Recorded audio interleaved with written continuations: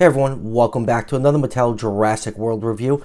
Today we're taking a look at the Dino Escape Darius and Brachiosaurus Dino Pack. This is the last Dino Pack figure I need to review in Dino Escape, and from some of the leaks floating around, looks like Dino Packs are making a return in the Dominion toy line. Hopefully those Dino Packs will have a much better distribution than these Camp Cretaceous ones. They've been kind of a pain for collectors to get their hands on. I actually found this one at Macy's. That seems to be the go-to place. As of like a couple days ago, they still have like 5 or 6 of these Darius figures sitting on their shelves with a couple Brooklyns and Sammys. And I guess they've recently been popping up at CVS. So if you're still looking for these, definitely hit up your local CVS. So let's just go over the packaging really quick before we crack this set open. Comes in the Dino Escape style packaging. You got Toro the Carnotaurus right here. The Jurassic World Camp Cretaceous logo. You got these smash paddock fences in the background. Netflix logo. Darius over here in the corner. Spinning around. You get a picture of Darius with the baby Brachiosaurus. And these are the other figures available in that wave. Brooklyn with the Monolophosaurus and Sammy with the Raptor. Like I said, there's still a few of these sitting around at my Macy's, so if you're still looking for them, go check Macy's out. So that will do it for the packaging. Let's crack the set open and take a closer look. So let's start with this 360-degree view of this set. Let's face it, the only reason you're picking this set up is to get this baby green Brachiosaurus. And it's a great looking mold. The brown one that came in the wild packs proved to be very popular, which made it very, very hard to find. I actually never saw the brown one on shelves. I actually had a couple collectors send me a couple because I wanted to build a little herd.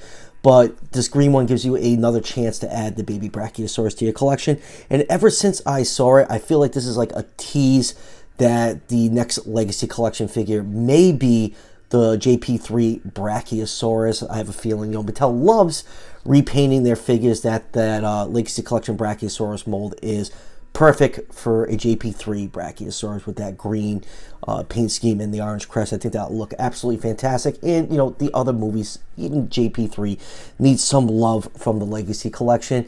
And Darius, really not much to say. This figure is, being repackaged almost as often as Owen figures. I just don't know why they don't give us a different Darius. He only wore that yellow jacket for like 1 or 2 episodes in season 1, so really not much to say about that. He does come with a couple accessories, but we'll take a look at those a little bit later on in the review. So let's just do a couple quick measurements. The baby Brachiosaurus is just about 7 inches long and about 4.5 inches tall to the top of the head. Darius is about 3.5 inches tall, which is pretty standard for the scale of 3 3/4 inch figures, which is around 1/18 scale. So there's no size estimates for the baby Brachiosaurus that showed up in Camp Cretaceous. The figure is a little bit large compared to the couple that we actually did see in the show. So let's first take a look at Darius. I'm sure many of you have at least one of him in your collection. So let's take a look at the accessories he comes with. He comes with the binoculars, which I do believe showed up in the show. I can't remember exactly, but I'm pretty sure they did. Nice, Jurassic Park night vision goggle color scheme on. You got some green and yellow, and you actually can see the lenses are sculpted. I might go over that with a little bit of white paint to make them look a little bit better. And then the other accessory is the Raptor resonating chamber, which is made famous from Jurassic Park 3. This was a little Easter egg in episode 1. It was in the video game that Darius was playing at the very, very beginning of the first episode. Really nice accessory. This is actually the second time we've seen this accessory. It came packaged in the first Dino pack that came out with Darius. I think it came with the green Gallimimus. So I'm actually happy to have this accessory in my hands now. I really, really wanted it. And, if they ever get to JP3 Legacy figures, I'm sure this accessory will make another appearance. And now moving on to Darius. Like I said, you probably have at least one of these in your collection. I think this figure has been released like at least 5 or 6 times. This is the one that came with that Target exclusive pack that came with the Baryonyx and Stegosaurus. Exactly the same figure. I have no idea why Mattel keeps releasing Darius. Just make him without the yellow coat. I definitely would have picked up the set. I avoided the Darius landmines. I did not want to add another one in my collection, but I really wanted that baby Brachiosaurus. Articulation, head moves, arms, bend, blah, blah, blah. Waist rotation. Yep. Can do the splits and knee bend. So, yep, enough about Darius. You don't need to see more of this figure. See you in March, buddy. And now on to the real reason why you picked up this set, this adorable green baby Brachiosaurus. I love the baby Brachiosaurus mold. Mattel did a really, really good job on here. Just look how adorable the head looks. You can see the nostrils are in the front, even though that's incorrect in the show. The nostrils were actually up here, but that's just like a minor complaint. The eyes are painted completely black, which gives it that nice adorable look. The lower jaw is cast in white plastic, and there is articulation on the jaw. You can see the teeth are actually really nicely painted. See, Mattel, you can do tiny proportionate teeth. I don't know why all the theropods have to have these giant, like ice cream cone sized teeth that can really make them proportionate look, and they look really nice on this Brachiosaurus. And inside the mouth is painted. You can see the tongue and even the roof of the mouth are painted a pink color. You have some nice folds and wrinkles down the neck. The figure does look two-tone, but it actually does have a couple different color schemes on it. You have this dark green along the back, and you can see a couple different shades. It gets lighter as it gets to the main body, and there's actually like a yellowish coat of paint on the underside of the neck, and that goes all the way down to just about the torso region. And then going down to the main body, you can see some more folds and wrinkles, some scale detail here and there on the sides of the body and on the forearms. The claws are not painted, which is pretty typical of most Mattel figures. And turn the figure over, you can see that nice big pot belly. And since we have the figure turned over, here is the scan code for those of you who want to scan this into the fax app. And then going down to the tail, has a very short, proportionate baby-like tail. So yeah, really cool looking mold. I like this baby Brachiosaurus. That's why I end up getting 2 of the brown one. Now for articulation, we already went over the mouth articulation. We can open up that wide, and it can close completely flush. The head can rear up. Let's get the camera to zoom out just a little bit for this, and it can go down. The front legs can move forwards that far, and barely any backwards movement because it hits the side of the stomach.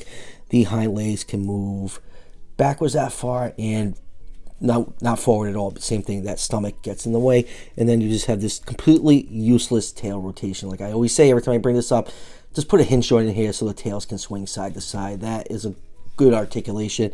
This is terrible articulation. Moving on with comparisons, here it is with the brown wild pack Brachiosaurus. And next up, here it is on the Dino pack Monolophosaurus. And next up, because I just still have it sitting on my studio, here is the Metriacanthosaurus, which was beautifully customized by Ted Brothers over at the Jurassic Park compound. And next up, here is Pierce the Kentrosaurus. And next up, here it is with the Roar Attack Ouranosaurus. And next up, here it is with the Danger Pack Scorpius Rex. And here it is with Big Mama Brachiosaurus that can barely fit on my recording studio.